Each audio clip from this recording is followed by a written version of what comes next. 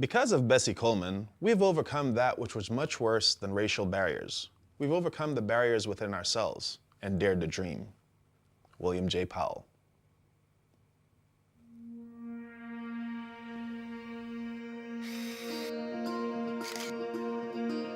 William Powell was referred to as a prophet of aviation.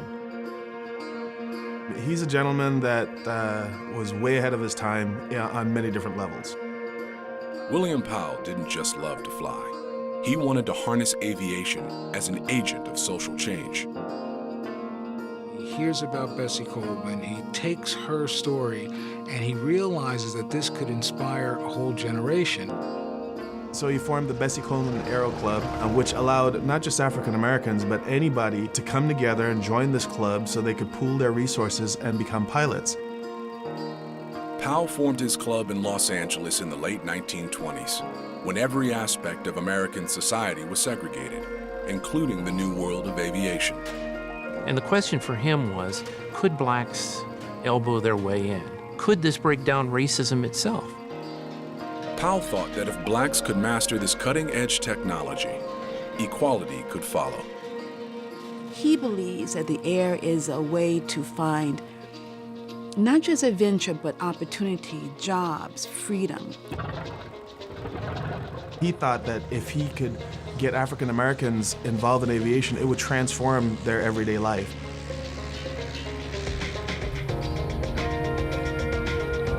Like William Powell before him, Robin Petgrave is transforming young lives in Los Angeles. By offering kids flight lessons, he hopes to broaden their perspective. I have a firm belief that because the kids are introduced to aviation at such a young age, they look at things completely different. Petgrave believes that kids who can handle planes and helicopters are better equipped to handle life. It'll give them opportunities that they never had, and it will allow them to do anything.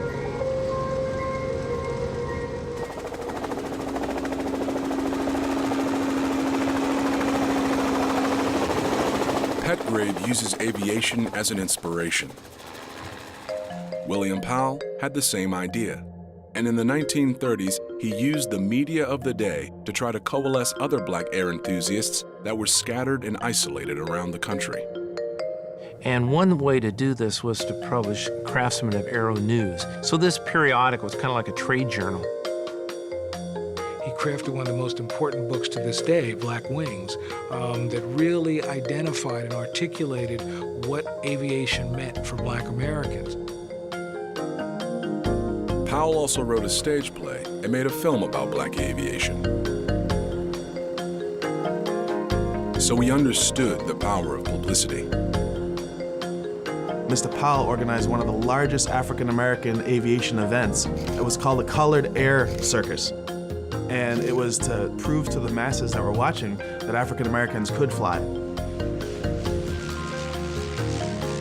He had to not just be a great flyer, but he had to be a great propagandist. And he was a kind of propagandist for black aviation. Even got Joe Louis, who's a singularly important figure in the black community, to support his activities. It was all a coordinated effort, a push towards the future. And Powell knew that the future was in the hands of children. We have kids that come here from, they all have different situations. And so this place winds up being like a place where they can come and feel welcomed and feel a part of the family. No, but seriously, why do you guys like flying? Petgrave challenges the kids, and they respond by learning more about flight than most adults. It's a great experience. Yeah, something great to do. It gives you interactions. So how many of you guys want to be an airline pilot? What I tap into with the kids is everybody has a dream or a yearning, and we're the food that feeds their hunger. I think some people call it hope. Hundreds of kids have come through Petgrave's program, including one very determined young girl. Kimberly Anadike came to the museum when she was 12 years old with this passion to want to learn to fly airplanes. Kimberly earned lessons and pursued her license. One requirement is to fly at least 50 miles in one flight, called cross-country flying. She thought it meant all the way across the country and back. And she was like, well, why can't I fly across the country? I'm like, well, because it's very difficult. And she said, I think I can do it. And I said, all right, we'll start planning. After months of planning, Kimberly flew across America, coast to coast, round trip. She was just 15. Every day I get to see miracles happen. I get to see things that were not supposed to happen because of how a person was put into this world. The family, the location, the color, the gender, and I get to change that.